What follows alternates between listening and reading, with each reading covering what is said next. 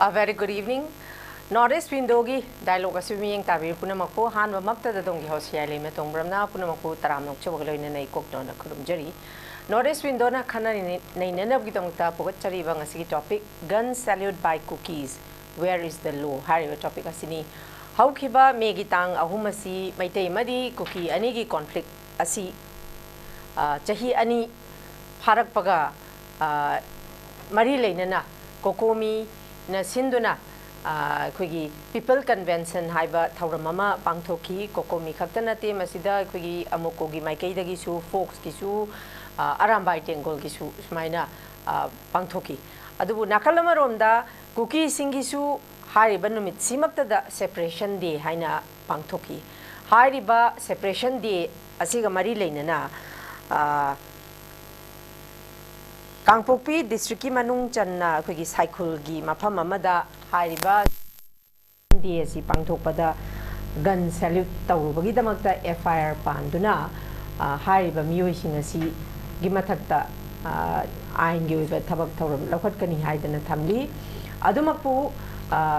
piriba makoida hariba namitsigi si lengak na piriba kanglon sing thugaire hai masidanatana koina phangba pawgi matung ina makoi khulai kharasu phange adumakpu maduda salute tawbada yauriba miyoising dudi hojik phawba phaba ngamdri hai masida lakchani ma mafam di numit simakta da akhoi people's convention da yamna democratic oiba mawongda miyam punduna tongan tongan ba wari lauki adubu hariba numit tang ahumsi gi yaudringai nu tang anigi sidagi makoigi separation day pangthokani haiba simakta da tongan tongan ba pauche da makoina adum makhutta khulai paiduna nongoi paiduna mafamsing shembasi adumakui adubu magistrate na tawgadaba amadi tawroidaba wafamsing makoida thamki adumakpu thamliba lengakna piriba kanglon sing adu thugairaga cookie singna laikhidraba cookie gi mioi singbui kai khumnaba utpani haibagi wakhalonda gun salute tauki adumakpu lakchaniba wafamdi president rule hojiksi president rule tha ahum bhaga dore tha ahum bhaga dorobasu neutrality khara lakadra aina khalubani adumakpu akhogi mi phaba mi pha mi pun amadi khulai phabagi matang si ayamba akhogi tampa khakta da phabagi oina ui adumakpu hojik lairibasi law si akoigi mamangda president rule laitringai gi mamangda haikiba chingna amit sagi tamna biren gi ka haikiba si mansilakpa mami chingdadi law mata laitrabra haibagi asumlaba mami yam chauna tarakpagi mami ma khaklai masida akoigi khana nei nenabgi damakta akoigi tongan tongan ba panelist ahum langchin bino laire ahan ba makta da panelist ahum sakaminga kwana na taksabagi tanja dum tang myang mafum da thamjage ahan ba da khigi oja dr DHANABIR LAISHRAM social activist oja bu taram nokchari ani subada khigi oja RAKESH MEIHOUBAM director HRLN oja RAKESH MEIHOUBAM bu taram nokchari ahum subada khigi oja SATIYAJEET bureau chief UNI oja SATIYAJEET bu taram nokchari yam nungaije ikhigi panelist ahum makna isa isa gi achinba matam khara khajiktam kaithokpiduna manipur gi tongan tongan ba matam matam gi thokpa issue singda khana neine bada oja singi tongan tongan ba mot piduna miyamda khigi mitna na kongoiba yaba warol kayama pibigani haibagi wakhalon amadi newtv bu support tawbibagi damakta hanna hanna oja hum bu thagat phungdokchari ngasigi pukachariba topic gun salute by cookies where is the law hariba topic asiga mari lainana yan hanba wahang sei oja DHANABIR LAISHRAM da laksage oja DHANABIR khigi haukiba mi gi tang nipan si national highway hangdo haidana union home minister na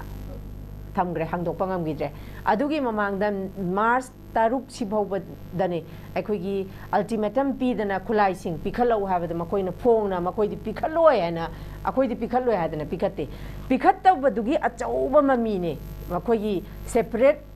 separation day pangthokpada gun salute pirise ꯑꯩꯈꯣꯏꯒꯤ India ꯑꯩꯈꯣꯏꯒꯤ ꯃꯅꯤꯄꯨꯔ ꯂꯩꯉꯥꯛꯅ ꯃꯈꯣꯏꯒꯤ ꯃꯊꯛꯇ ꯇꯧꯕ ꯌꯥꯕ ꯌꯥꯗꯕ ꯀꯥꯡꯂꯣꯟ ꯃꯌꯥꯝ ꯑꯃ ꯊꯝꯂꯒꯁꯨ ꯃꯈꯣꯏꯅ ꯃꯗꯨ ꯏꯟꯗꯅ ꯀꯦꯃꯣꯐ꯭ꯂꯥꯖ ꯁꯦꯠꯂꯒ ꯒꯟ ꯁꯦꯜꯌꯨꯠ ꯇꯧꯏ ꯑꯗꯨꯕꯨ ꯈꯨꯠꯂꯥꯏ ꯑꯩꯈꯣꯏꯒꯤ ꯃꯅꯤꯄꯨꯔ ꯄꯨꯂꯤꯁ ꯑꯃꯗꯤ ꯑꯩꯈꯣꯏꯒꯤ ꯑꯁꯥꯝ ꯔꯥꯏꯐꯜꯁꯤꯡ ꯄꯨꯟꯗꯨꯅ ꯀꯝꯕꯥꯏꯟ ꯐꯣꯔꯁ ꯊꯤꯕ ꯍꯨꯝꯕ ꯇꯧꯕꯗ ꯁꯤꯡꯒꯜ ꯕꯦꯔꯦꯜ 5 ꯑꯃꯗꯤ ꯀꯦꯃꯣꯐ꯭ꯂꯥꯖ ꯈꯛꯇꯅꯤ ꯁꯤꯗ ꯐꯥꯒꯠꯂꯤꯁꯤ ꯃꯁꯤꯗ ꯀꯥꯞꯈꯠꯄꯗ ꯌꯥꯎꯈ꯭ꯔꯤꯕ ꯍꯥꯏꯔꯤꯕ ꯃꯤꯑꯣꯏꯁꯤꯡꯗꯤ ꯍꯧꯖꯤꯛ ꯐꯥꯎꯕ ꯐꯥꯕ ꯉꯝꯗꯦ ꯍꯥꯏꯔꯤ ꯃꯁꯤꯅ ꯇꯥꯛꯄꯗꯤ ꯃꯈꯣꯏꯒꯤ ꯃꯈꯨꯠꯇ ꯈꯨꯠꯂꯥꯏ ꯃꯄꯨꯡ ꯐꯥꯅ ꯂꯩ ꯍꯥꯏꯕꯁꯦ ꯑꯣꯖꯥ ꯙꯅꯕꯤꯔ ꯍꯥꯏꯃꯟꯕ ꯊꯣꯛꯂꯦ ꯑꯣꯖꯥ ꯃꯁꯤꯃꯛꯅ ꯇꯝ ꯑꯃꯗꯤ ꯆꯤꯡ ꯑꯅꯤꯒꯤ ꯃꯔꯛꯇ ꯂꯣꯁꯤ ꯇꯣꯉꯥꯜꯂꯦ ꯍꯥꯏꯕꯒꯤ ꯑꯆꯧꯕ ꯃꯃꯤ ꯆꯥꯎꯅ ꯇꯥꯔꯤ ꯑꯣꯖꯥ ꯙꯅꯕꯤꯔ ꯀꯔꯤ ꯊꯝꯕꯤꯅꯤꯡꯉꯤ ꯑꯃꯇꯪ ꯊꯝꯕꯤꯌꯨ ꯍꯤꯌꯥꯂꯤꯃ ꯇꯁꯦꯡꯅ ꯍꯥꯏꯔꯒꯗꯤ ꯀꯨꯀꯤꯖꯣ ꯁꯨꯄꯔꯃꯦꯁꯤ ꯀꯥꯡꯕꯨꯁꯤꯡꯁꯤꯗꯗꯤ ꯂꯣ ꯏꯟꯕ ꯏꯟꯗꯕꯒꯤ ꯋꯥꯐꯝꯁꯤꯗꯤ ꯅꯩꯅꯕꯕꯨ ꯀꯥꯟꯅꯗ꯭ꯔꯦꯗ ꯀꯣ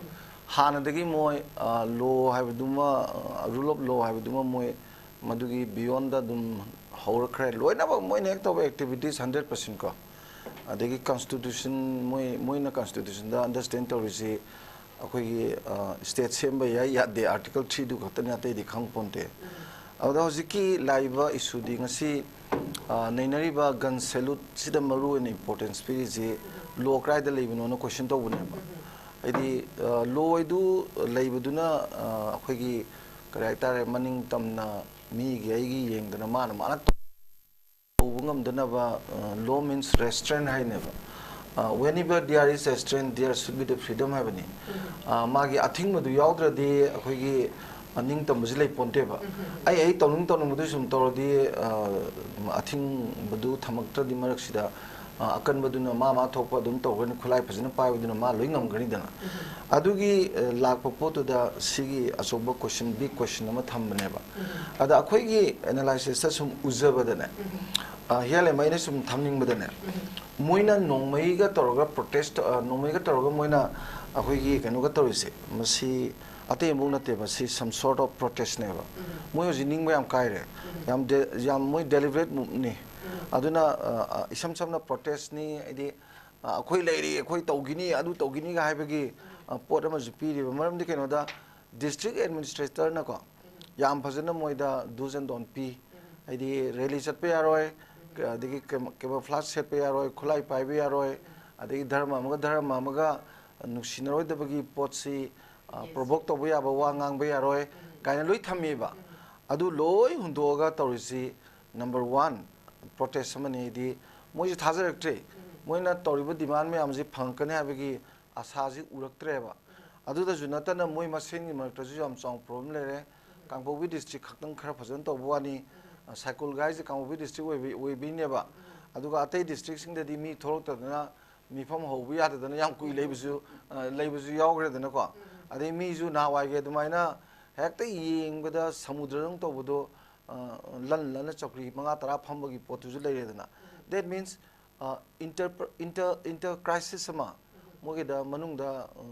ꯋꯤꯊꯤꯟ ꯗ ꯒ꯭ꯔꯨꯞ ꯀꯣ ꯂꯥꯛꯄꯒꯤ ꯄꯣꯠ ꯃꯃꯤ ꯇꯥꯕꯁꯤꯗ ꯃꯣꯏꯅ ꯑꯩꯈꯣꯏꯒꯤ ꯂꯩꯉꯥꯛꯇ ꯅꯝꯕꯔ 1 ꯑꯩꯈꯣꯏ ꯈꯨꯠꯂꯥꯏ ꯑꯗꯨꯝ ꯄꯥꯏꯅꯤ ꯄ꯭ꯔꯣꯇꯦꯁ ꯑꯅꯤꯁꯨꯕꯁꯤꯅ ꯃꯤꯌꯥꯝ ꯀꯤꯌꯨ ꯑꯩꯈꯣꯏ ꯈꯨꯠꯂꯥꯏ ꯂꯩ ꯑꯩꯈꯣꯏꯅ ꯄꯥꯝꯕ ꯄꯣꯠꯁꯤꯗ ꯂꯥꯛꯀꯗꯧꯅꯤ ꯀꯔꯤꯒꯤ ꯃꯤꯌꯥꯝꯁꯤ ꯋꯥꯏ ꯌꯨ ꯑꯥꯔ ꯏꯟꯗꯤꯐꯔꯦꯟꯁ ꯐ꯭ꯔꯣꯝ ꯑꯁ ꯍꯥꯏꯕꯒꯤ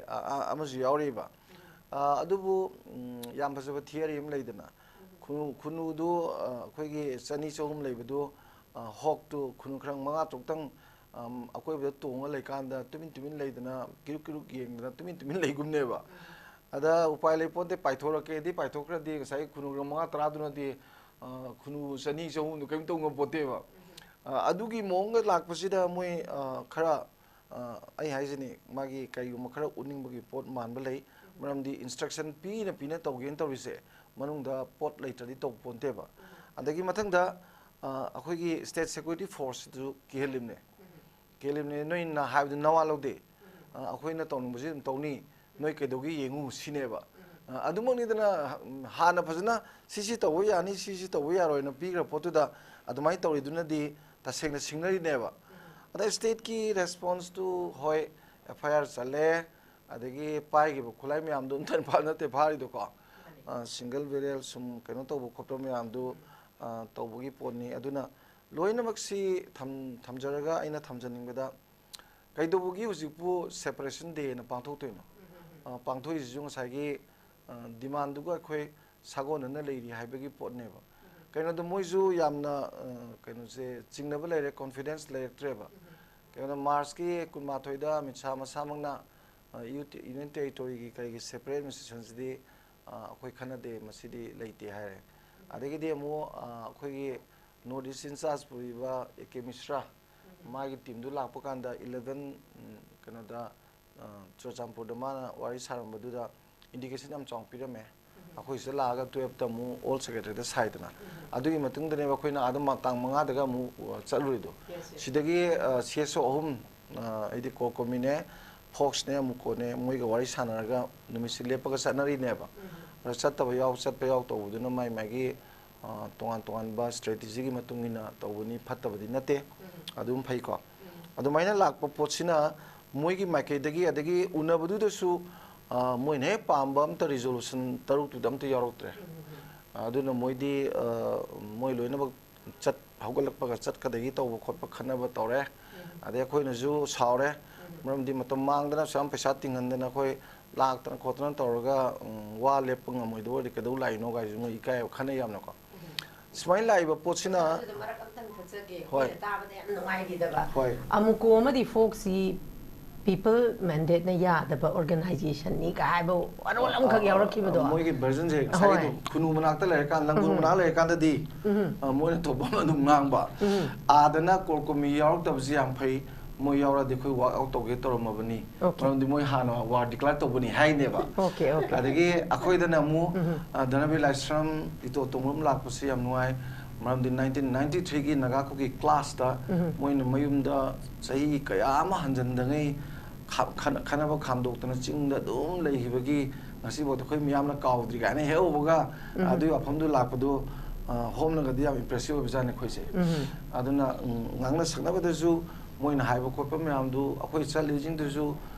manipur ki maram da di phasana dum khangam ni na moi ki false negative miyam du sauna nataba yamna phasana sengdok singin tawna da home da gizu yam khangre dana o na ge yam lu di ko moi ma tom da ngang di loi ta je ni akhoi yaw ra ga di mai on jan ra ga pham ga matam de chap chap chana pira sengdok singin tawna han matam da di moi ju khara wai ba da aran ma ngak tani ko maram di they are trying to write a new history without facts ka aduga akhoi na ju haye you can interpret history ka but you can't ignore the facts na ada koi the facts bi anu puthoga wari sakan di moi ki false negative to farak ta na asina si woi gre aduna aroi bun mi sunate adu koi mi am je mai dei representative sunate kai no da koi organization da chingju tamju muslim jam yawai ba ko mai dei ka ki nate ba aduna moi ki resolution du he hor pada Maitai ki kuki ki na khaidok pada koi na boda kuki organization ju Maitai ki selai ba organization ju Maitai kuki sina binu civil society organization do manipur na do haibi ona akoi semdu e ba moina pass to bori jo chandu da ba adu maina lei gi ba poni na hiale mai thamjani boda loina bak se protest to bogi amani duga moi hana gi supremacy do yam thinu mangdar ba dugi do image sagan na ba ju pot khara yawbogi mamitai maram di moi hojila is 100% desperate movement in advai thamjage okay thank you very much oja ai makha chatja boina ai oja rakesh meihobam da laksage oja rakesh na kalamarom da haidi oja danabir na budi makoi hojik makoi gi condition jamna habidi makoi na khallu ba khuding maksi mang phawra roi habage dugumba tanja ma khakni habidi dubung arang na handi kui kui dribada Keno gi spokesperson silent hapkip naga president rule leading aida makoi gi separate administration se sumsoi soi dana lawba ngamna lawba phangba yana lei ka habasu amu zero lama da mu thadoraki masidana tana ina koi gi oza rakesh meihobam da as a advocate amoina oza da lakchang ba waphamdi hojik हाइरिबा अखुगी नुमितसिदा नहानगी Thang अहुमसिदा separation day दा लेंगांगना पीबा कांगलोन थुगायरगा camouflage सेटपा यादे धर्मगे अदु तौबा यादे कोते हाइना मखोइना gun salute तौबसी हौजिक ngसायेना पंजाबदुनी फारिजे ओनली सिंगल बैरल मंगा अमदी कैमोफ्लाज खतनेबा ऑपरेशन चथरे हारदी करी मरमगी दमक्तनोबा हौजिक फावबो मदुदा फोंगना कापखिबा फाबा ngamदबा हाइबसे मसीसु यामना कहेदी ताबदा नाप चादबा अमखक ओइना थोइबा ओजा राकेश कई थंबिनिंगे मसी मतंग दैना थंबिनिंगदा अखोइगी केनोसे स्टेट की फोर्स हजु लेबा लोलो मेंटेन तंगबा लेबा सिंसे मसी प्रेसिडेंट रूल लाक्तिनै ममांगदसु अदु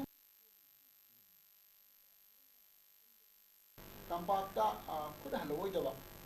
कनो तोइदबदि मोइ कले अइगुमगदि याम कनगनी अइगुमग स्टोइदबदि ताप पेगा तंगनी हिदा अदु अगी इचे कुदमो हादा ना अखोइ लोक सभा की इलेक्शन दु अदु दा याम वायरल होइबनी मदु केनो दो अखोइ नुइ पाइबा मा लंबी जुदा कत कत कत चलागा अदु दे लेरबा पुलिस एजेंग मनिंगा हलिनी मुगेबदु माने तो वो मोल अदु कशु तो तुमिना दम लई हाय नुइ पाइबा मा चक्रे हाय नुइ तुमिना मदु दोलो पीरगा थमिबा लोनो मेंटेन तौबा थमिबा मोइ मसादी फोंग नुइ पाइना अदि मसादु नुइ पीरगा लोनो मेंटेन तौबा लेइमेबा मोइ अदुबा अखोइगी लाइसेंस सॉरी मसाइगी आइने अदब नुइ पाइबा खोबा मैमसी खुदक्ता फादना खोदना तो मोइ मथौनेबा दे दे फंगबगा अदु मोइ तौगिदे likewise ngasi personal rule लाइबवांगदसु खोदे हाबि साइकोइगी थुगुदसु सिविल एडमिनिस्ट्रेशन ना मागी परमिशन पिबगी कनोदुदा ऑर्डरदा मथमथम पल्ले अदु तोदा तो वयामा अदु किसु मथक्ता नसाइगी अखोई आर्म्स एक की मखासिदने अखोई लाइसेंस पाइबा से लाइसेंस अखोई स्मॉल आर्म्स अखोई फायर आर्म्स कोई नो पिस्तौल गुंबा रिवॉल्वर गुंबा लेरे अदु नतबा असांबा डबल बैरल सिंगल बैरल अदु मयाम लेरे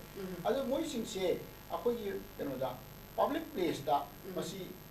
पुबा मतमदा तौगदबा यूज एंड डोंट खर लेइबा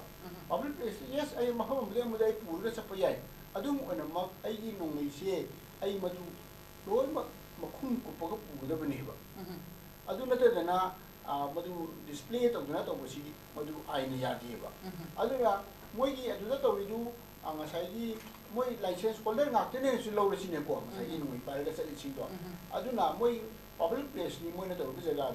अदुदा नोइ पारगा अदि डिस्प्ले तौरगा चपदो मदु आइने यादरे अदि दिसिना हुकुम तौगरा तौरगा मदु यादव पोनेबा अदुगा अदुगी थौरमदु निसियां अछोय ngam यावदना बेजमक्ता मदु चिंगा स्टेट की सेक्युरिटी पर्सनल सिजु लेइबनि मफमदुदा अदुना असिगुम थौदो अमा थोए हारेगदि मदु ngसाइगी हेक थोरपगा नोंगै मसाइगी गन सेलु पिनिङाइदा देरेंदियार अदुम थिंदना खोतना फाबा यारबो वाफम मनेवा अदुबु आइना खंजबदि मसे मोइ तुमिना गुम हाय हमु येंगै थोपा अदुगा मदु की वीडियो दु वायरल ओरकना असो असम को माइ मोइ मथक सुमथक बदम सिंग उरका ए छि कैनो न तुमि लेरि कैनो हाय कैनो कैनो तौने अन हारा कांदा कोना अखोइगी फेस सेविंग हाइगदरा अखोइ ए सोइ तारे अखोइ पेन तो हाइ तारे अदु एफआईआर हम लोखलो अदु तोरोला तोरो हाना छु तौबो ओइरमगनी हाने खली अदुगा तसेंगना तौगे तौगदबा अदि कोई याम आइडियल ओबा सिचुएशन अमदि मदु हेक पुथोरबगा ताप ताप फागदबनि अदुगा आइनि थबलो खलमदबनि अदु नतदना अदुम लहेनबा हाइबिसु मसी अखोई अखोई चिंगदा अमसुं तमदा अनिसी दा आइन बुदी भारत की पार्लियामेंट सेंबा आइन बुदी सब मानबा मदुगी इंप्लीमेंटेशन मदु थबोन उथोपदगी मदु मानदब मानबा अदु बगी वफम सी लाई मसी याम लाइब थिबनी अदु मसी हेक लाइब खुदिंगी असी लाइब खुदिंगी हौजिक लाइब इरान सिजु अदुम मखा संगदिनी हनै हम प्रॉम संगदि okay thank you very much आई ओजा सत्यजीत तम लाक्सगे ओजा सत्यजीत नाकलमरम दन हान मेगी तांग हम सी थोइबा कॉन्फ्लिक्ट सिगे हौखिबा हाबदी यामना अचौबा हौखिबा इरांगनी अदुगी ममांगदा तांग कुंतरेतगी जिम नुंग मई थाबदी हौरेको अदुमक ओइतारगसु मेगी तांग हम हाइदना कोगी मीतेगिदसु कुकीगिदसु लैरे अदुमकपु अमित शाहना फनियामना सेपरेट एडमिनिस्ट्रेशन पीरोय हाइरगसु नाकल कांगलुप अनी सिदा तोंगान तोंगान बो ऑब्जर्वेशन तौबा हाबसे नाकल अमरोमदा हाबदी मैतेगी सुनेबा अमरोमदा अखोगी अपराइजिंग डे हाइदना मयाम पुनसिलसी वारे फिरे लौरसी हाइदना पुल्ले मखोगिसु separation day गाइना observe तौबसिदा अदुम लेंगाकनगा अयाबा पीरिबसिमकनदी फनियामना Amit शाहना separate administration piroi harga chu tauriba thokliba thawongchidi manipur si ani tabagi achauba mami ama khakti adumak tariba oja Satyajeet kari thambini yoja oja ni na thambi khamatamda somna habi bisida polamatang yamna sumpah matamda pagi luar kan da pagi press list oleh lagi prime minister memorandum pisan bayawi masih memang sum ying bakan da apa comparison ama habis tahu bayar apa yang nama berat kan aku ini saya tahu kita memang people's convention ada lagi atau folk nation ba ada lagi amuko su statement topi dari ada atau memang sesuai makoi na PBS da prajagi awabagi isu masum putu apa habis di meeting se ware basic issue ne base akhoi gi laibak se ware adagi akhoi gi nupi angang ware laifum chafum khangdre adi basic akhoi economy down ware masi basic adagi akhoi se chatpa ngamdre masi mioi ba magi laibak ta leiba praja magi madugi awabagi kholaw ma taba phangi habsi thamjage ba adi makhoi gi dana haiba conscious da madugi kholaw me amdo amta udi habsi ma haijage ba makhoi na kan separation na sum hai separation haib kan da akhoi sum yeng kan da prajagi wakhalun na tebe separation ai karino na petang nei na matamda akhoi gi lekai amada mi amani lengbi raga makhoi se akhoi gi atopa lekai de atopa lamdei lakpani moise aduga moise nongmei karbar toba drug thaba makhoi na sum makhoi gi ka amani se namda le sangraga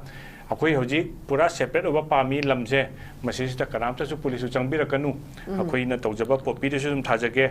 adigi akhoi karbar sum tawjage nomai kai ke haiba lu mayam de sum tawjaroi aduga akhoi su suspension operation tawraga akhoi gi taxpayer haisi praja akhoi sai taxpayer ngaktani moine pire ba tax tu dagi kana ba duna stipend piraga sudum thambiu kana ba kai loge haiba madbana separate oiba madugi concept amane ba masida khone separate administration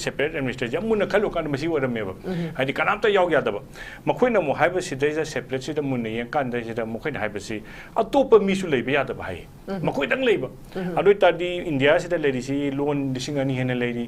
adi hoji ka census tawni harimni karamba jati na kari phangdage karamba jati na warige karamba jati na representation khwai yamge kai se yengwa matamda makhoi sing sigi sum nei narko matamda makhudugi mayam dugi mari sunglei na daba kanamta ga samna daba mi kamu mi khradang loan am khatang moi khra haipet manaba loan ngangba moi religion jo haipet manaba chatpa makhoi dang lege prithvi sidagi tongana separate oigi aduna separate haibu wahi se chana yong ka analysis ai personal analysis mana tawe masis da khoina mo haijari si kari hagi ha matam de india si loan lising ani hen dai bani na makhoi na haibu kan se da india gi am luba lei india gi central leaders sing ari india da leiba matam da india gi freedom movement da mahatma gandhi na peace movement tawri se kari gino hai matam da matam tu da akhoi whole world se da british ki empire makha da leiba ngak ta ne ba makhoi je kari ba am rebel tawraga to matam da peaceful movement na phambang am ha ta di peacefully prithvi se da shanti leibagi adumri aduga maduna akhoi non violence peaceful duna truthful movement tu na akhoi atop top africa da kai da maduna lead to ba madlo be du maina kari gumba se da president amoina mi su hatpa adigi drug su thaba karba su tawba government gi kana bu su loba moi loi loba aduga aduda kai government of india na pi gra moi kai any moina moina kai any demand adu tadi india de da atop le ri ba state sing se su makhoi su akhoi gi janabi na ma di phangadi ai di kari phangoi du no haiba issue um lae ba aduna india se madura chala tadi india se nongalaga bu ngakta nongmai ngakta drug ngakta thanaraga state pi pungchai chai lani maduna masi si di akhoi gi haipet yeng bada haipet analysis am tokanda yamna violent oiba aduga meaningful oidaba mioi bana chatloi daba lichat ta base toba aduga structure ama demani habesema ai mathang dong thamjage ba adigi akoina sum yengba kanda makoina sum haiba kanda mokoina mirai rise mokoina gi mirai rise mokoi gi praja mirai ba mokoi gi demand ngai hauba somna hangbi ki beto ngai tongan to kanda akoi gi sai to biriba tamo hileng biri ma amse manipur gi praja oine represent tor chaliba tamo chali tamo in chapanate mi oine chapanate ba mokoi gi di mokoina ngangi ba ngai सोमना अखोई तामोद हंगी मतमदा ngसागी मोइ leader अदुना president लेंगाइदा अखोई फंगनबा ताहौरसी का हारिबदो हाइबा मियोइ सिंगसिगी हाइफेचुम येंगु बकांदा अखोई लकाइगी मी हाइबदि मणिपुर मचा अमत ओइरमदेव ngsa somna hangbirba mi se manipur macha nate hauji moina hauji akhoi ge soi toriba kno hakangde UPF haiba mokoi gi leader ani makse manipur macha amta nate Myanmar macha ngakta neba aduna akhoi na haina Myanmar dagi lengbira ga akhoi manipur si am phai every religion every community lakpase akhoi gi manipur imana adum leheli pija pithai adubu leiraga hek leiraga ima si thugai ge ima si hat ke na haiba mi dudi manipur macha nate mangwada manipur gi nusiba leitaba manipur gi leihau gi nusiba leitaba mi dudi manipur gi mi nate mapan gi ni thamdoi aduna separate taliba kangu sing se mapan gi mi oidoi manipur ima gi macha nate hajune thamdoi se maduna ni mayam ni NRC thamsi khochi kana thamai se adagi mathang da ngasai khoi gi nomai gi ngasi khanari bi se da haibe thamjama tamda nomai thapu bada ki da mi ani lei amana army gumba police gumba moi sidi nomai se government gi yara bane moi di law and order ngau enoi tolo piraga thamaga ko chalu haiba ma amana akhoi gi madu na taba law na koi pu purga chapa ama adugo ngarangi sina kamai to ge da law na koi pu purga chape category do ba kangu do ne ba makoi se law na pu di hendok tara moi gi phiron du su maya mang de set pe ada fatigue war fatigue akhoi gi lamina ga set pa phiron adu ma suya ya da ba thingba aduna moi na arms ek na suya de adagi India ki law amtar suya de makoi advain to bodo suya ya de madui da akhoi na sori se karigumba madui da akhoi na hana akhoi na tahouda ba phahouda ba mayam haiba mafum sakul sigi inak nang na akhoi ki football match am sana ba da football sana ba se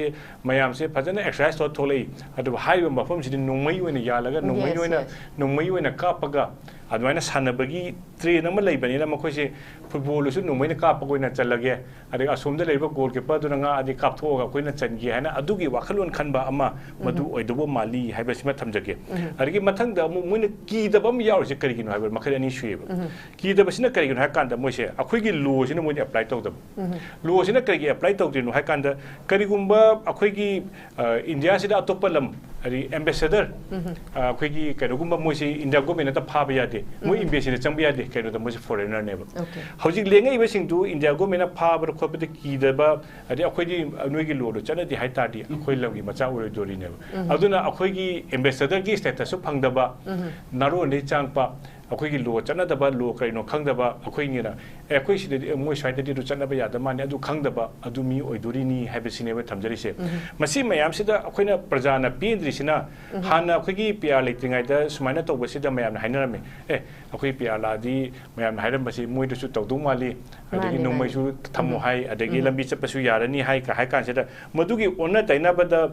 onna taina bom lai haibdi hana gi government du na di namdana people at least people's representative popular government ne ngai de nam phura chatni kai se hape try tau de ba hape lauk to kra su adi hojiki pr sidi lauk su lauk thokum tau lauk thoi ba mi du su center de gi akhoi na khwai de gi chauba second most powerful person ni kai na haib man su lauk thokum tau madu da phum mawal rok ta ba kan sidi akhoi nyam ki bam dai de moi sing sidi government of India se kari no khangda ba adumba mi government of India se usitaba adagi makhoina mu government se ani ung thugai ne ba makhoina moina haikan da center government di akhoi respect tawni Manipur government gi police changhalo mu haine ba haibadi Manipur government and center government haiba se Indian constitution gi makha da leiba structure amatra ni Manipur government gi represent toriba IPS to center gi UPS na khanbani center amatani structure amtai somle transfer tawani hojik leiba government से IS ओरगा कईमा Manipur government deputation लेरम तादि DC ओइन चतोरि बनेबा अरु तादि मोइना मासि मणिपुर गवर्नमेंट अदुना गवर्नमेंट से मोइना थुगाइबा अदुना या मोखोइना कानरि गे खैना मोइगी ओपिनियन अम पिबा कानरम दाइ करिमो अपॉर्चुनिटी म लरगा ना करिमो हाजनबा मासि एग्जांपल ओइन हारबदा ए समजलबदा खोगी सस्पेंशन ऑफ ऑपरेशन हाइरोने सस्पेंशन ऑफ ऑपरेशन द हेक होबसि मयाम हाइबसि मणिपुर की टेरिटोरियल इंटीग्रिटी से करिमो काइबगी इशू थांगलाबा अदु मोइसे लुइरेबा खनबा यारोय सस्पेंशन ऑफ ऑपरेशन से लेतरेबा adu kariwa mokoina separate administration ne hek harpa numit se masigi suspension of operation se null and void oire keno the preamble da ya phajana clearly iri the unity and integrity of Manipur territorial integrity emotional integrity se masi kai ba ya wakan khalak pa kangu masigi yaw ba yaroi na ha ba madu thugai ba dagi aduna masigi agreement se leitar bani na null and void oire bani na makoi se unlawful organization ena declare toroga thabuk pai bokol pa tobado maduni akoina pami base aduna justice ade justice pi dikhaidi praja wani aduna makoina separate hari se justice sunataba Indian constitution sunataba makoi ngakta leiba gyamen tadana leiba world ama leiba do madu oira mane haiba madu da lei aduna makoina hairiba dudi akoi prithvi gi chana lon na che miyo bena chapali chanate wakal no thaduk piu aduga manipur gi imada manipur gi unity manipur se karino manipur di history khangaga akoi hana leminna ba kangu singe pulap mushinana leiba manipur amada adumda oina leisi na tamjaki. Okay, thank you very much oza yam marik chum thambiri makha chatha jaboina ei oza dhanabir laishram dalak jage oza nakalamarom da tang kunga mapandani koigi BJP MLA kunga mathoina haidi sahi tawdana union home minister da makoi hum chatana represent tawraga akoi president rule si gi mahuta akoi hanagum popular government ama sembagi ayaba pibiu haibase haikare adugi matungda BJP makoi loimak sign tawde adubu ngasi tongan ba pauche singda phongbagi matungina makoi si loimak yanare punchin bagi punchille aduna lakadoriba megi tang taraga humdoi tha hum suhandabida sigi mamangda popular government ama semgani hairiba aduna maram oirakanda amu khogi sabin patra ngasi yaurakre imphal yaura ama ba matungda helicopter da mu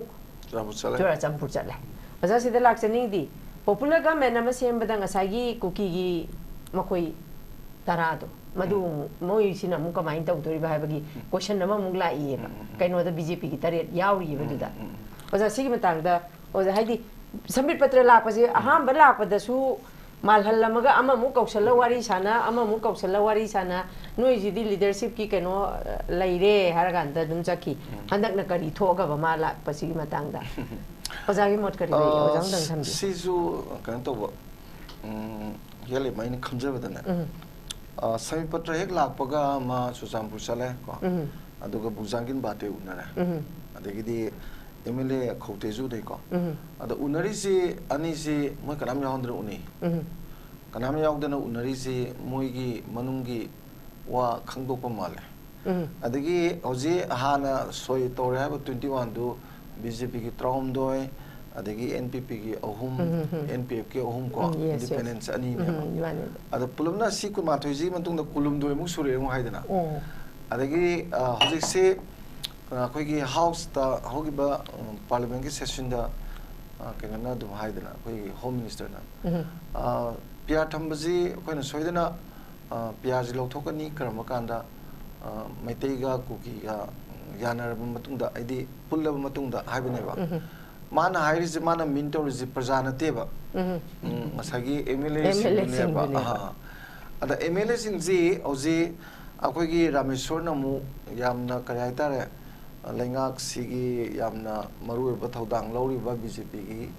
adu miyamna jam yaba adegidi atei miyamgu paw phawna bangamba khoigi sports person magna trasu ko yamna powerful ba hai tare ne ma ne anda yam thoi je ko ma hai ji amadu di tang trom du mong da lengak sem ba haram ne ba hojina thas gi manung da bani phanam de ogje le thasu ku iroi dana ko ada थाजब लेरिसे मसी हजिकी असोंगी कोई MLA सिंदु मरोइना मोइ सिंदुगा करी करी पाव फाउनगे हाबिदुजु लेरमगनेबा अदुगा सेंटरदगी Sumo याम कन्ना केनो तोरमगनी कोई मोइ सिंदुदा वारी वताई साबगी पोसु लेरमनी कगिनोइदा पाय हाबे वानी कुकीजो सुपरमेसी हागदरा नत्रगा कोई हानगी मिहुत मियाम के लिंगाकपा कांगू सिंगसिदी दिल्ली नायंगैदि दुम यादे याबने अदा हजिक लैबा म्याम सिंगसिजु अखोइ लोइन खांगी दिल्ली नबु लेफनिंग अदिम लेपी हवन गदि दुम हवी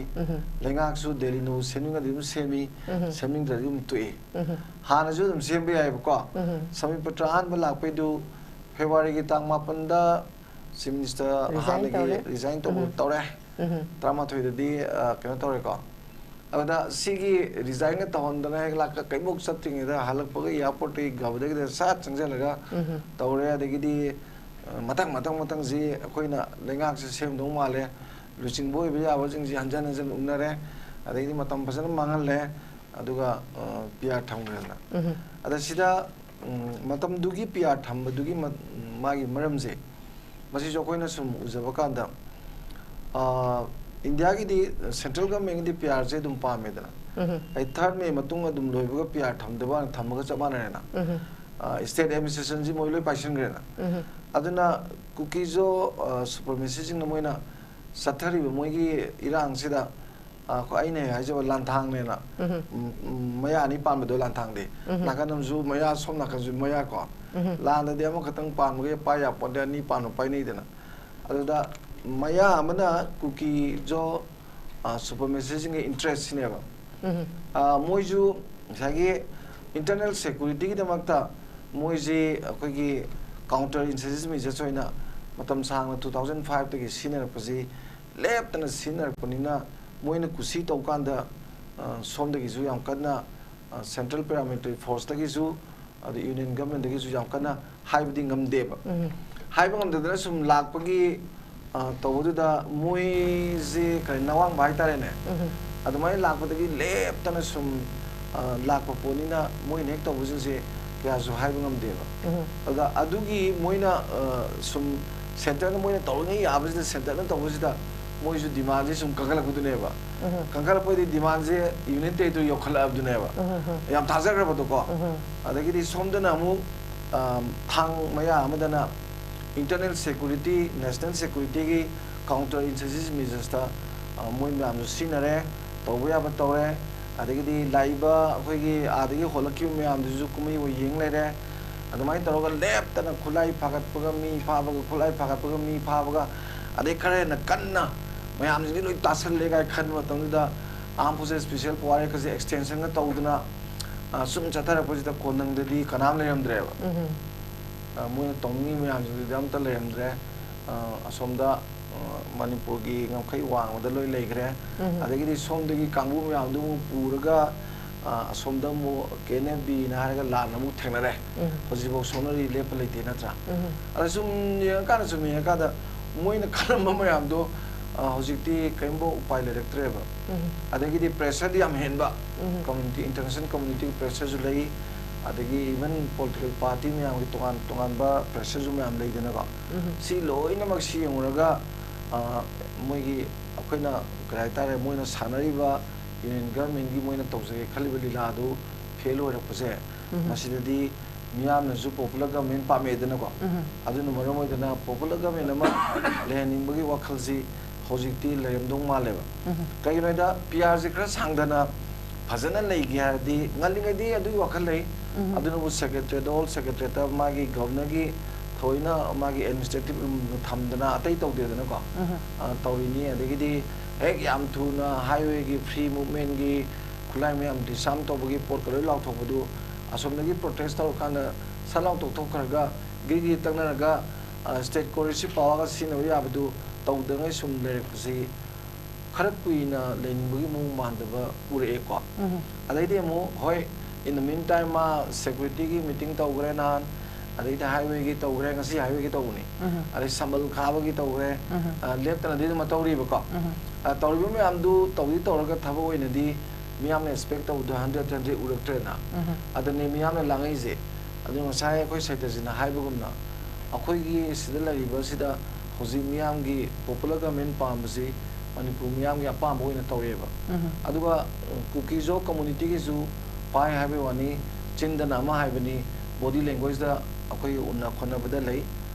moina kari khalli ge gaise adagi di 90% na manipur kai bisu pam da ba punna chakon minna ba hingminna ba pam ba singduda numai para ki helaga sum putok to gi potu ne ba laise aduna masi mi ang ji enga moi rongi miam gi muchu moi ju miam gi pal sing do ni numai ki baga miam gi apam bagi mayok te lei baga moi ju khan walam ga ne ba aduna handak se phana kuire dana moi yam thauna pha phana se thok thok tana phau sar am yam du kuire ta gi de ba ko adubu ai tha thasdana bujag gi mate de balte de santi purok pa phagani khotkani haidana moi gi leiriba phirep tu gi mayok ta nong yam phasana press statement thokidana ko hoi adu no tunda khara hom padubudi Saige इन खुनु खरंगी वारी दुनी को अदो सी Laiba film जी ओइबनिना होजे अखोगी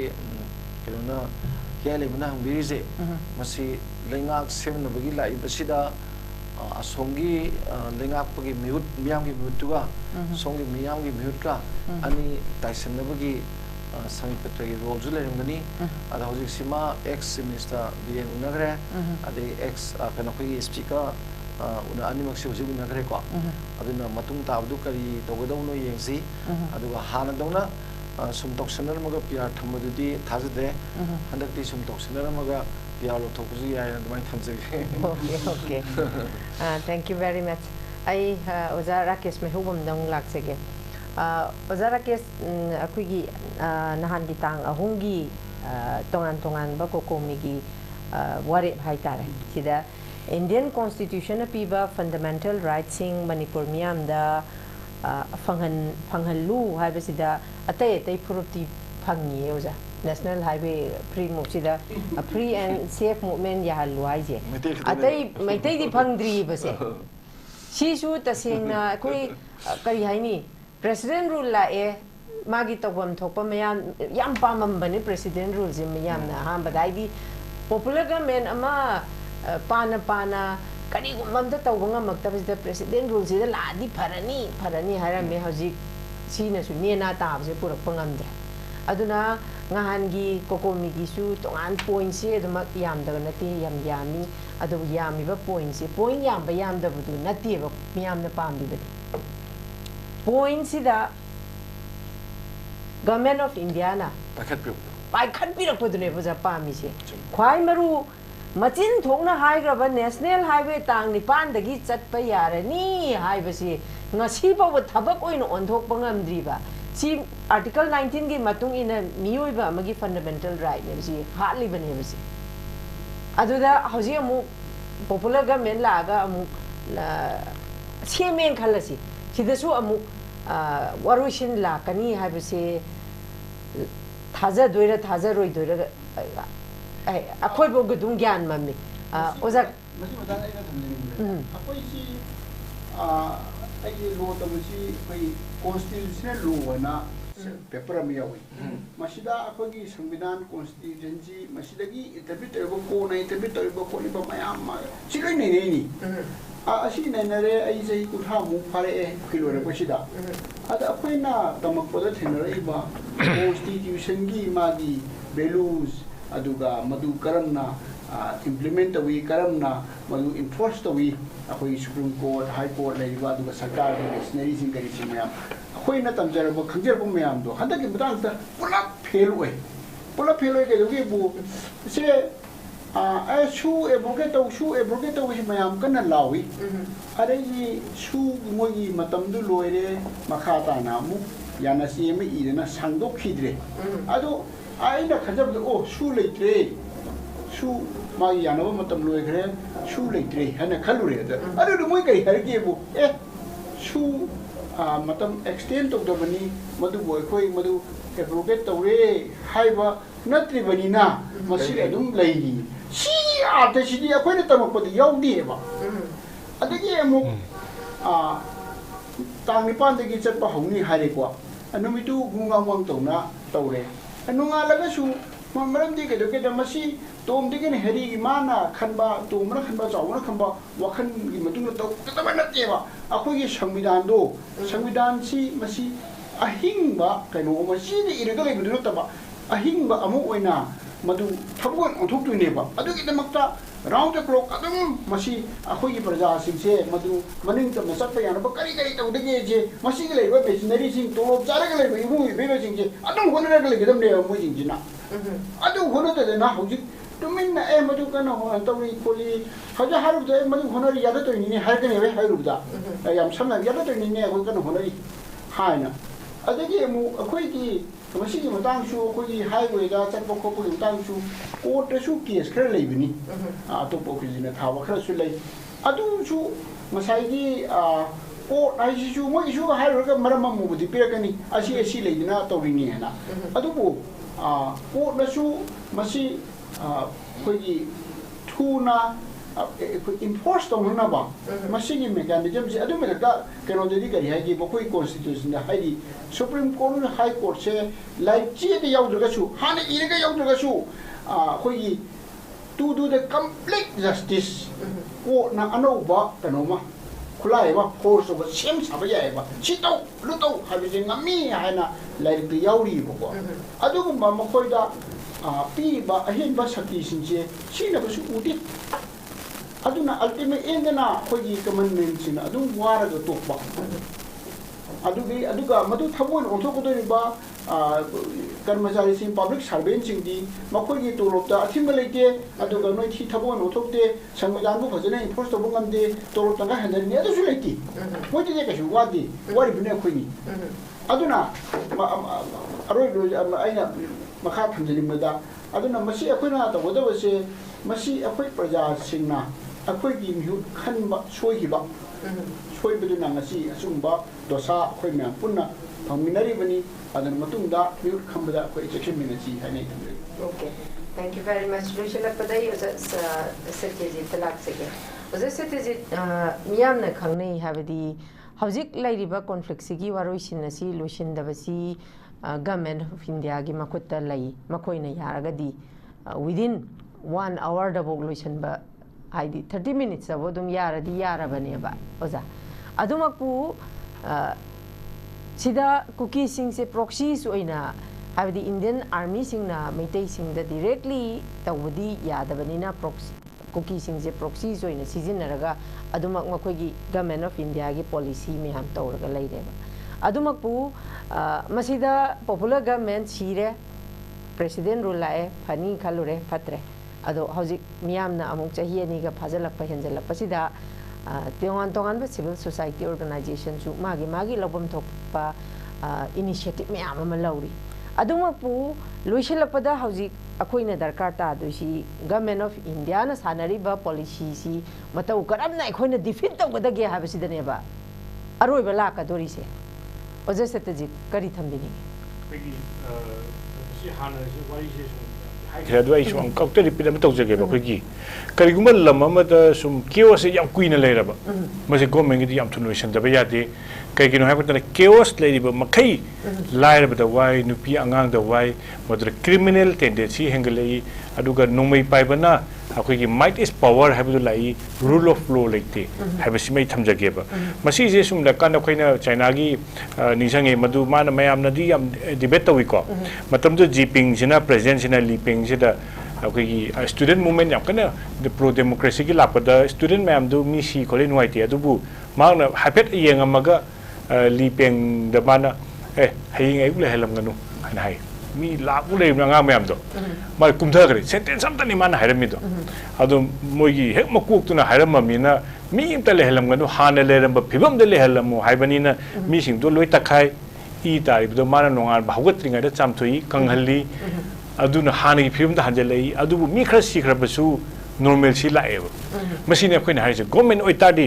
akoina yam toina hani dana hadi churachampur da tawkhriba du ngaktangi oirbasu chura akogi sai manipur valley da tawribada madugi rebellions ta paw nuai ta ba koi ichel che map su haibada masana sauta bani madu da tawriba rebellions madugi lakpadu ngaktang mi khitang sobasu heart khitang akogi khitang powerful oiba decision ama loram bada yam bold decision loram bada manipur ke crisis kesule ramoi even bisempur ki commando me adigi masagi commando me thajam bada situation solve tawni resolve tawni kaina haribado madu su मैम नैननी चुम्बसु ओबिया है थमजगेब मसीद अखोइना हाइबना अखोइगी गवर्नमेंट ऑफ इंडिया से अखोइना पोच मरी थोना मु येंगसेब या नंबर द जुडिशरी पार्लियामेंट्री प्रोसीजर से येंगरेब पार्लियामेंट मान येंगसे मासे अखोइगी पार्लियामेंट्री डेमोक्रेसी ना मणिपुर की इरांग हेक लई मतम द अखोइना येंगबसे मणिपुर से क्या थवा याबिदे मणिपुर से क्या लुरगे है कांदा मणिपुर की इशू द नो कॉन्फिडेंस मोशन दिल्ली द अखोइगी पार्लियामेंट अहांगत पसिन अहा बोइदोनी मणिपुर इशू द थांखरबने अदुगा मदुदा होल डिबेट तोकादुदा आंसर पीबा मतमदा मणिपुर की रिप्लाई ददी मणिपुर सुयाव यावदे कांग्रेस बीजेपी हिंदू मुस्लिम ओंथोग लोशन गेबा अदगी पार्लियामेंट्री परफॉर्मेंस ता हंदक यंका द मणिपुर से पीआर लेरम दाइसेगी mamang se da union home minister na manipur gi budget ke ne matam se da hari home ministry gi parliamentary report puthok ko matam da manipur se khar phajra nei na sine na hai matam mana pr gi leirabani na pr da phajra nei na si har pechet ka thajar me parliamentary democracy manipur nei na dore na adubu wolf ki mayam charang na ba wari ngai dure manipur hatu lok sabha da pu du nisang birangani maduni manipur gi dosa manipur se akoi gi last minute ta tawda ya da bagi dosa gi kai rum katle ha bado madu tai aduga amu matam dur madu matam leitadi loirabra sunate keno da rajya sabha dum putok pa ya ba rajya sabha da su ahing da mayam na tummaga uiba matam dur manipur khana se ka da miyo bana war ba matam miyo matam habam lei matam chada na tawbusina takpadi manipur se akoi gi parliamentary procedure da ke thawai yaubi de parliamentary procedure da thawai yama yaubi da bana akoi gi manipur gi budget se akoi gi essential akoi gi president su leirabina new delhi da parliament ta pass to ya da pass to we message the golden opportunity am phangi ba government of india haidi manipur da lariba budget akoi gi yam tuole akoi manipur budget se akoi gi paisa akoi na akoi budget se tuon paisa singna bo hona bagi tuon menen yam interest pi na ba adum do le chakreba madugi mayam yam yam ba pesab da nate ba madugi mayam cha copy re khara tawbi re aduga haibagi kariguma statement khara kariguma push tawbi opportunity to phamlu tawkidre masina juri kadu oikre parliamentary oikre executive decision da khoni yengse hek nongan baga executive decision da european mem pasal ki bedo european mem pasal pa kan ja khoji khata harawe tamuni se bengoni ahin tum yadam me aduga kada idero kada aduga nonga laga tha mane se khoi hang baju madu da pai rakhiba mayam du mi yaw dab jala makhon dang la khib jala abdu udre na haina bane ba ko adu ne executive decision harise executive decision da ai gi mi ma chatpada suppose executive decision ha executive ba se high kaidoni court na haire mi chalhalu hairo kairo supreme court already high kareba sai thambi ki buduni supreme court na high ba se read se chatau da ba yadrab ne leba am gi mathau ni supreme court na haire se kana na mathau tok du ne ka executive ne tok du ne ba executive ne national highway adu ek bayam nei di na khu gi national highway da di mi chalhan ba di la mi asokpa trauma center adagi awaba doba even encroachment adagi hospital mi se nuai na chalalu wahan ganu national highway hagi status ni mi imta gi nateba masigi national highway dure high court na sorry supreme court na hari ba high court na piriba tripura high court kisu case ama laiba habi male ba kaw kre dumadi ko madu high ba de executive na karim ta tawkhida bado maduna judiciary na haidu su executive na tawdre parliamentary su tawdre aroi bada legislature gi ha bada ke thwa yobi khidre aroi bada khoi gi media haibam di laiba masi me am se yeng kan se da pau ibidoi se miu bigi awaba se iraka da khangdori bane ba adubu manipur gi da khoi yem kan se akhoi se lingbi ni ba mayam se akhoi di collection yam yawi adum unai haini makoi se lakada makoi se judge oin lae reporter or journalist when like journalist wait at animaki opinion ani se kaino hari idau ne ba ma se mathana judge when high court ki judge supreme court ki judge jungla eba aro mana directive ka pira me moina lale mana chumme kaina ko aduga sikanan irakpano ka harakanda even akoi gi su editors guild gi da case story be sidi aduga maduri ide mayam de su akoi gi south ki caravan have magazine am de i ki duga cha manana adu madura soi ki bedo mugi report to dum soirame haibadi amadagi silaga amadagi piraga haibadi copy paste akoi internet ki pangthi theraga homework angang ki homework nangnaba tawdo maduni ki tawre aduna makai mari makta leriba democracy ki pillar mari makse manipur ki issue sida di successful oi khidre adu masi makoina failure pasida kanana wai hele mahakanda manipur ki prajana wai manipur ki prajana wari se haiba makho mari se phajana tawrakanda oigani adubu loselakpada ka tamba yabamna khoi dosa se dosa na pungkoi question ba man ba male yoi je amana kari ga kan de india se akhoi gi manipur gi khanaram da helo kan da manipur se yam lure manipur yam kun khana de kan da waf puthare ba hojik sina manipur gi hojik ka tawkan se da pahalgam ga siga khena ba yeng biyo ba pahalgam gi moi mari se na mi khram hale nupi angang kalami aduga hindu ra adu apet laire ko majura koina haina government of india na kar moi mari do ताना फादोइने बा Manipur moi mari ताना बे महतना mui mari do kar go wari sanase sineba akhoi da haliba adagi lambi da chatpa yaroi supreme court na haire lambi chatpa yaroi na thingi ba kangu do mi chatpa yaroi ha ba kangu do no ebda lengbi ro wari sanase na sum invite tawri neba adu itadi suppose samna harabada bin laden do america na wari sanaradi social program solve tawgadro bin laden ga maga al qaeda adagi atopada leriba magi masamari mayam magi financial transaction madu mayam do makhung thudi kanda collapse tawri neba makhoi makhung thudi padi lai na khoi makhung samba dona adu khoi dosana omjan ba akhoi de nomai kapai ba akhoi da ngasagi sam na harab da jiri da thoi ba thawdok to prithvi da thokti nupi angang da pharaga abduction kidnapping angang macha da toba crime madu da yauri ba suspension of operation da leriba kangu involve tawi si phajana hairabani adu da phawda karim da tawdadana adu terrorism gi ek nati hairi bane ba every class ni mani aduga maduda yaru badusu MLA abana kanwani akhoi sum wa bada nungai ta da mi pan halu bani na hari ibne ba ko adwaina sum hara kan se da miu begi chana ba miu na khan ba ya ba wakhale no nam dei da ko wakhal lon dagi hin dok para tung da mang bra chatta ba lambi na chatpa mayam sina toropa kan se da akhoi manipur da akhoi leriba akhoi saida leriba achumba lo thajaba adi akhoi da ngakpi da kani na thajar pa kangu mayam se masi madi am ware aduna government na akhoi na pami badi justice habis takar oeba makoi justice na koi kana justice haiba adagi justice tak sagi justice tawdadi sagi samna haiba sagi sana hangbi ba mui kado numai ka pakangu nahan me thigi celebration tawdo madu karigumba adugi mamangda football sana me pharama ba mui tawroeba natra justice later badagi tawrani manipur gi akoina lo akoi phami me amse income tax thiri bani akoi leribi me amse loi tiri bani adu makoi di adu madugi privilege to extra privilege phangini constitutional privilege phangini protection ju phangini adugi me adu akoi di phangbadate makoina violate tawbada karimta tawda base masidagi masiji hanjan tholai bani aduna india gi democracy pillar mari se toraga manipur gi prajana aduga manipur india na hariba makai inba kanguna do sasum ta base masi makai romrom da masi sina manipur gi maruina khaliba na hasing se masi makai ma chakini kai no kanda aina phabasum toraga aingona sum phura di aisu kanum khalakani adu aisu aran ba tawge ba khalakani madu khandana ba thabak to biun thang okay thank you very much Nungaijing asigi pochari ba topic asida ki tongan panelist ahum ki DHANABIR oza RAKESH amadi oza Satyajeet na tongan bawaro kaya ama ki thambiduna adukimatik mapung phambi bagi dangta han newtv gi mai ke dagi ki oza ahum bu thagat phongdok chari loisilakpada ngasigi ki panelist ahum na thambiriba waro si adukimatik akoi mitna na ko oibe ya warol kaya ama thamli haidi khoi fourth pillar of democracy je pura fail oire habini khoi manipur sida masi oibasina si makna su hauji phauba habidi mathang akoi